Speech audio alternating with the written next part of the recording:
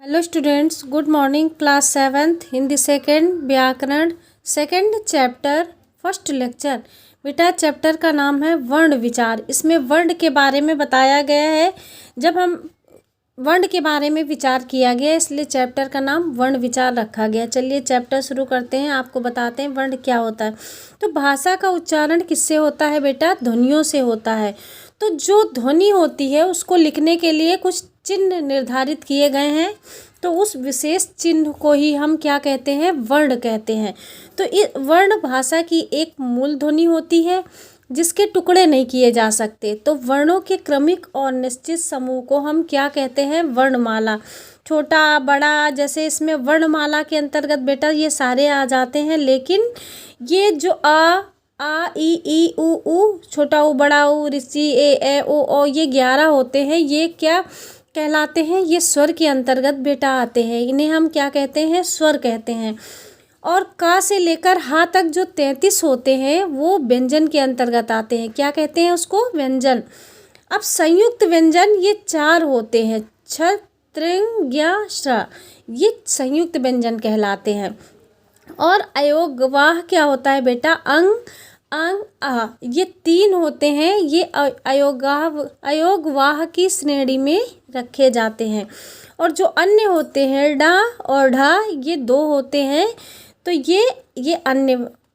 तो उच्चारण की दृष्टि से अगर देखा जाए तो भाषा के वर्णों को हम 2 भागों में बांटते हैं। कौन कौन से होते हैं? एक होता है बेटा स्वर, और दूसरा कौन सा होता है? दूसरा होता है व्यंजन। अब स्वर, चलिए स्वर के बारे में बताती। स्वर क्या होता है? जब प्रत्येक वर्ण को बोलते समय हमारे मुंह से कुछ वायु निकलती है, और जिन वर्णों के उच्चारण में मुख से निकलने वाली वायु के मार्ग में कोई रुकावट पैदा नहीं होती, तो उन वर्णों को स्वर कहते हैं बेटा। जैसे हम बोल रहे ये स्वर हैं आ, छोटा बड़ा, छोटी बड़ी, छोटा ऊ बड़ा ऊ, ऋषि ए ओ ये क्या है? ये स्वर के अंतर्गत आते हैं। ठीक है। अब स्वरों के भेद कितने प्रकार के होते हैं? स्वरों को 2 भेदों में बांटा गया है। एक होता है उच्चारण में लगने के समय के आधार पर, और दूसरा होता है उच्चारण में अनुनासिकता के आधार पर। 2 तरह के हैं। अब उच्चारण में लगने वाले समय के आधार पर इसके निम्नलिखित 3 भेद होते हैं। इस आधार पर अब इसके 3 भेद कौन कौन से होते हैं? एक होता है ह्रस्व स्वर, और दूसरा दीर्घ स्वर, तीसरा प्लुप्त स्वर। ह्रस्व स्वर क्या होता है बेटा? जिन स्वरों के उच्चारण में कम समय लगता है, और इसको क्या एक मूल स्वर भी इसको कहते हैं। तो ये 4 होते हैं। कौन कौन से होते हैं? एक होता है आ ई उ ऋषि। ठीक है। अब अगला देखिए दीर्घ स्वर। दीर्घ स्वर क्या होता है कि इन स्वरों का उच्चारण ह्रस्व स्वरों से दुगना समय लेता है। जैसे अभी आपने पहले पढ़ा था बेटा, तो इसमें कम समय लगता है। और जो दीर्घ स्वर होता है इससे ज़्यादा समय, इसमें 2 गुना समय लगता है। ये 7 होते हैं, आ ई उ ए ओ। ठीक है। अब अगला आता है बेटा प्लुप्त स्वर।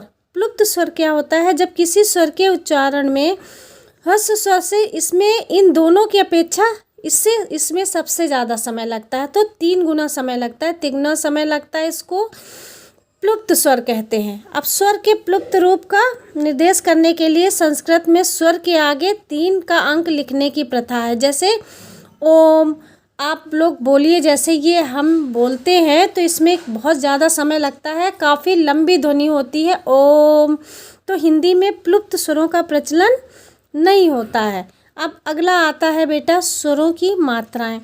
तो शब्दों को लिखने में स्वर 2 रूपों में प्रयुक्त होते हैं। एक होता है अपने मूल रूप में, जैसे आज, इत्र, ओ शब्दों में आ ई ओ अपने मूल रूप में होते हैं। अब मात्रा के रूप में कैसे होते हैं? जैसे मीरा, तो ये माँ के ऊपर लगा हुआ बेटा ये क्या है? ये मात्रा कहलाता है। तो इसमें ई और आ स्वर मात्रा के रूप में प्रयोग किए गए हैं, माँ प्लस ई। तो इसमें बड़ी लगा है तो मतलब बड़ी की मात्रा लगेगी, रा प्लस आ। मीरा, जब हम बेटा रा बोलते हैं तो हमारे मुंह से कौन सी ध्वनि निकलती है? आ की निकलती है। अब जब हम लिखते समय व्यंजन के साथ मिलने पर स्वर का रूप मात्रा में परिवर्तित हो जाता है, बदल जाता है। तो मात्राएं स्वरों का चिन्ह होती हैं, और स्वर आ की मात्रा जो छोटा आ होता है बेटा उसमें मात्रा नहीं होती, और सभी व्यंजन आ को मिलाकर ही बोले जाते हैं और लिखे जाते हैं। तो आ से जो रहित व्यंजन होता है वो होता क, च, ट, त, ये सब होते हैं, जो ये आ से रहित व्यंजन इस प्रकार लिखे जाते हैं। तो वर्णों के नीचे लगने वाली जो तिरछी रेखा होती है बेटा, जो हम ऐसे बनाते हैं, ये तिरछी सी रेखा, उसको हम क्या कहते हैं, उसको हम बेटा हलंत कहते हैं। तो स्वरों के मात्रा चिन्ह, अब देखिए ये क्या है बेटा, ये स्वरों के मात्रा चिन्ह दिए गए हैं, जैसे छोटा बड़ा, छोटी बड़ी, छोटा ऊ बड़ा ऊ, ऋषि, ए ओ, ये क्या है, ये मूल स्वर है। और जो इसके मात्रा रूप है ये सारी क्या है, ये सारी मात्राएं हैं। अब अयोगवाह क्या होता है, अभी मैंने आपको बताया था अंग अंग आ, ये क्या होता है, ये 3 अयोगवाह कहे जाते हैं। ये ना स्वर होते हैं और बेटा ना तो ये व्यंजन होते हैं, तो इनको हम क्या कहते हैं, अयोगवाह कहते हैं। और ये 3 होते हैं, तो इनका तालमेल ना स्वरों से होता है और ना व्यंजनों से होता है। ये स्वरों के साथ प्रयुक्त होने से व्यंजन भी नहीं है, और स्वतंत्र रूप से गति न होने के कारण स्वर भी कहे जाते हैं, और ये योग न होने पर भी साथ रहने के कारण इसको क्या कहते हैं, अयोगवाह कहते हैं। अब उच्चारण में अनुनासिकता के आधार पर 2 भेद होते हैं। अनुनासिक ये केवल मुंह से उच्चारित होता है, तो उसको अनुनासिक कहते हैं, जैसे छोटा बड़ा, छोटी बड़ी, छोटा ऊ बड़ा ऊ, ऋषि, ए ओ, इन निर्मित कुछ शब्द हैं, जैसे इससे बने हुए शब्द हैं अजगर, आन, इधर, ईक, औरत, गहना, कोना, छप्पर आदि। ठीक है, अब अगला आता है अनुनासिक। अनुनासिक बेटा क्या होता है, जो हम चंद बिंदु लगाते हैं तो उसको क्या कहते हैं, ये चिन्ह है इसका। तो इसका उच्चारण कैसे होता है, जैसे आपने अभी अनुनासिक देखा था, इसका उच्चारण किससे, नाक से होता है, और इसका उच्चारण जो अनुनासिक हो, जो अनुस्वार होता है उसका नाक और मुंह दोनों से होता है, नाक से होता है। और ये जो अनुनासिक होता है इसका उच्चारण और नाक और मुंह दोनों से होता है। तो जब हम अनुनासिकता केवल स्वर में होती है, जब हम चंद बिंदु का प्रयोग करते हैं, जैसे माँ, दांत, आँख, ये क्या लगा हुआ है बेटा, जिसको हम कहते हैं, क्या कहते हैं, चंद बिंदु कहते हैं। तो जब स्वर का कोई भाग सिरोरेखा के ऊपर निकला हुआ होता है, तो हम व्यंजन के ऊपर मात्रा जो लगी होती है, तो वहाँ पर हम क्या करते हैं, चंद बिंदु ना लगाकर केवल बिंदु लगा देते हैं। जैसे नींद, ईंट, गेंद, भौंकना, ये क्या है, इसमें केवल बिंदु लग जाती है। अब अनुस्वार होता है बेटा, इसका चिन्ह देखिए, ये इसका चिन्ह है, तो इसका उच्चारण सिर्फ नाक से होता है। तो ये चिन्ह क्या है, इसमें सिर्फ एक बिंदु लगी हुई है, और उसमें क्या था, चंद बिंदु लगी थी। तो ये नासिक व्यंजनों में ड, ढ, न और मा के स्थान पर प्रयोग होता है, और इसका उच्चारण पूर्ववर्ती स्वर के बाद होता है। जैसे देखिए इसमें कंठ, दंत, तो इसमें चंद बिंदु बेटा ना लगकर केवल बिंदु ही लगता है।